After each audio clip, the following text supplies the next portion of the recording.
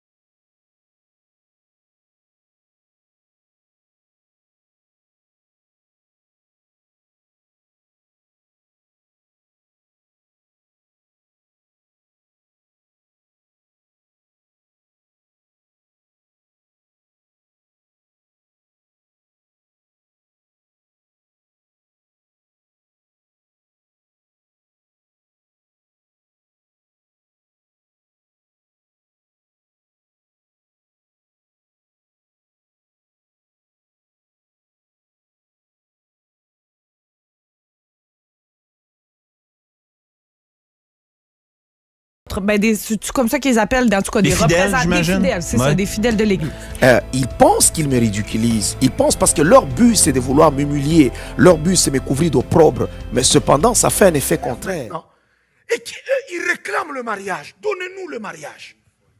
Waouh! Seigneur Jésus. Vous dites que vous rejetez Dieu. Mais vous voulez le mariage parce que le mariage, c'est une institution divine. C'est pour se moquer de Dieu. Aujourd'hui, on ne peut pas parler contre l'homosexualité dans l'église. Pourquoi? Parce qu'il y a des gens qui ont un oncle qui est homosexuel, un frère qui est homosexuel, un fils qui est homosexuel. Alors quand ils entrent à l'église, on leur dit les homosexuels iront en enfer. Et la personne dit, non, non, non, pasteur, il ne faut pas dire ça parce que j'ai un oncle qui est homosexuel. Je suis désolé, il va aller en enfer.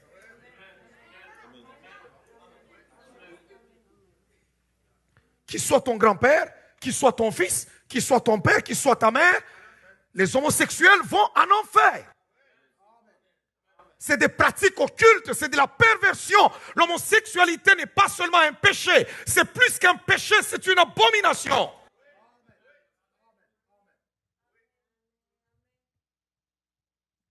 Est-ce que vous vous êtes posé la question? D'ici 10 ans, les enfants qui grandissent aujourd'hui, quelle sera leur vie?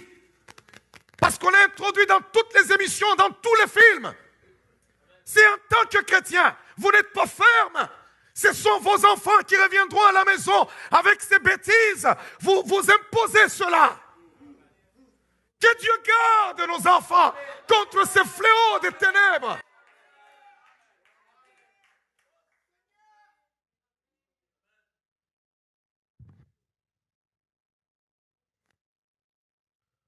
On a déshabillé l'homme de toute sa gloire. On l'a déshabillé, on l'a laissé sans gloire. On a pris la femme, on a fait croire à la femme que la place que tu as n'est pas bonne. C'est là que vous trouvez une femme qui veut parler comme un homme. C'est pas beau, hein? C'est bien quand tu trouves une femme doit être femme. Tu la trouves là, elle a une belle voix de femme que Dieu lui a donnée. Bien aimé, l'homme peut être costaud comme un catcheur américain. Tu peux trouver sa femme, elle est toute petite comme ça, mais elle maîtrise le gars. Mais je vous dis, elle le maîtrise et quand elle voit, chérie, ça va? Pourquoi? Parce que Dieu a tout balancé. C'est agressif là. Quand toi tu es là-bas, tu trouves une femme. Tu es parti où?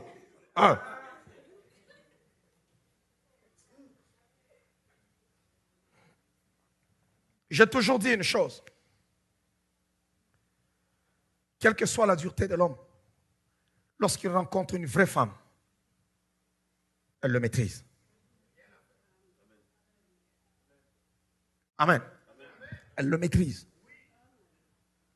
Quand une femme ne sait pas maîtriser son homme, posez-lui la question.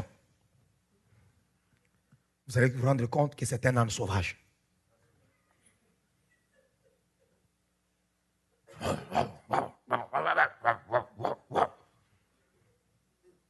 Et puis ça se termine là. Attends, tu vas voir toi. 9-1-1. S'il te plaît, ne fais pas ça. C'est toi qui m'as provoqué. Tu vas voir aujourd'hui, tu vas aller en prison. Violence. Et puis le dimanche, tu es là. Seigneur. Vous savez, ce qui va sauver l'homme, ce n'est pas parce que quand tu vas vivre comme dans le monde, c'est lorsque tu vivras comme dans la Bible. Alléluia. La parole de Dieu. Combien de gens qui ont des enfants ici qui ne peuvent pas leur dire, un enfant peut être là, il a 10 ans, il a 12 ans, il a 15 ans, il a 16 ans. Tu es son parent, tu ne peux pas lui dire, toi viens, allons à l'église. Il va te résister. Allez où? Dans vos histoires là, je ne peux pas aller. Mais il habite chez moi. Il mange dans les frais généraux. Il dort dans les frais généraux. Il se lave dans les frais généraux. Il a même des cure-dents dans les frais généraux. Les parents ont perdu toute autorité. Dépouillés. Et ils ne savent plus maintenant si un enfant est gentil, à moins qu'il ne soit bon. Ça passe. Ceux-là qui veulent jouer au malin, c'est compliqué. Parce que tu ne peux plus le maîtriser. C'est devenu impossible. Les femmes qui veulent bâtir leur mariage, ok. Mais si tu tombes sur une qui ne veut pas bâtir son mariage et qui a des amis qui peuvent lui chuchoter à l'oreille comme le serpent a chuchoté à Ève, c'est fini. Parole sans complaisance. Amen.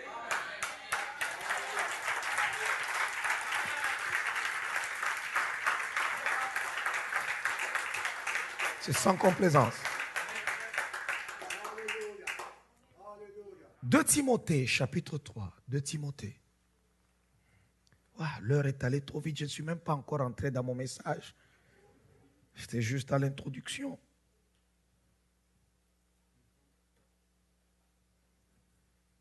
Nous voulons remplir nos églises. Nous voulons que ça soit plein pour plaire aux hommes. Non. Mieux vaut convertir 2 personnes, avoir une église de 2 personnes, mais des gens sauvés. Et qu'un jour, que je me présente devant Dieu au ciel, et dis, Seigneur, voilà ce que tu m'as donné. Je te les ai gardés. Plutôt, Seigneur, j'étais un pasteur de 5000 personnes, mais il n'y a qu'une seule personne qui a été sauvée. Je t'ai toujours dit qu'il y a des serviteurs de Dieu qui seront déjà traversés les au ciel, mais le Seigneur dit, Gabriel, appelle-le d'abord, fouettez-le, celui-là, il a été un mauvais, fouettez-le, on te fouette, mais tu es au ciel. 2 Timothée, chapitre 3.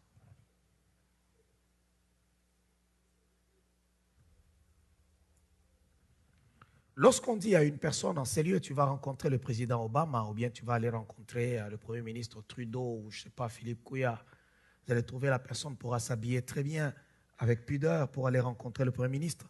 Mais dites aux gens, chaque fois, venez à l'église pour aller adorer le roi des rois. Regardez des fois comment certains chrétiens sont habillés tout en entrant dans l'église. Il y en a, lorsque vous adorez, vous ne pouvez même pas les regarder. Pour ne pas pécher ou ne pas être distrait, tu dois juste lever les yeux vers le ciel et danser, tout ça. Vous trouvez des gens qui vont adorer le Seigneur comme s'ils allaient à la piscine. Tout ça, c'est exposé, c'est à l'extérieur. Si Dieu t'a béni, t'a donné une poitrine généreuse, pourquoi est-ce que tu vas chercher à exposer tout devant tout le monde? Pourquoi? Pourquoi il faut être vraiment en mini-jupe là et pourquoi? Pourquoi il faut s'habiller d'une façon là? C'est trop serré. Pourquoi? Parce que c'est à la mode. Il faut aller courir vers la mode. Ne vous conformez pas au siècle présent. Ne vous conformez pas au siècle présent. Un jour, nous sommes assis, nous sommes dans l'avion. Guy, il est assis. Il est en train de partir. Un monsieur sur son ordinateur, il a des mauvais films. Et il est là en train de regarder. Il regarde tout ça. Un homme respectable. Et là, il voit que je n'étais pas intéressé, j'étais là, je fermais les yeux, je regardais ailleurs. Il m'appelle. Il dit, wow, regarde, les femmes sont belles. Hein? Alors je lui ai dit, monsieur, est-ce que tu connais qui je suis? Je dis, est-ce que tu sais qui je suis? Je suis un pasteur. Je suis un homme d'église. Tu ne me connais pas et tu veux me montrer ce genre de choses. Pourquoi?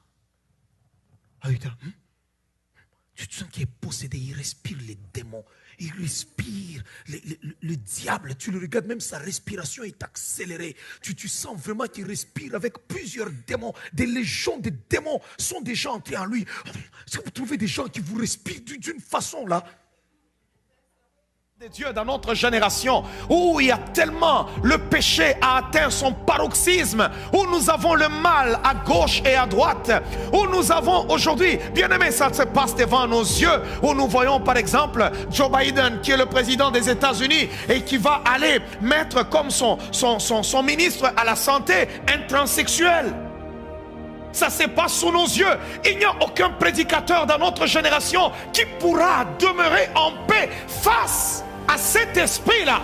Tout véritable serviteur de Dieu qui aura l'esprit de Dieu sera attaqué, sera cerné, sera malmené, sera traîné de part et d'autre, à gauche et à droite. Élie dit, ils ont attaqué tous les prophètes. Et moi, je suis demeuré et ils cherchent à monter la vie. Si dans notre génération, tu es prédicateur et le monde t'aime, le monde t'accepte, le monde t'acclame, on ne te bouscule pas. Je me pose la question, si c'est le Dieu des cieux que tu es en train de servir. Je me pose la question, on fabriquera des choses contre vous, on montera des dossiers contre les vérités.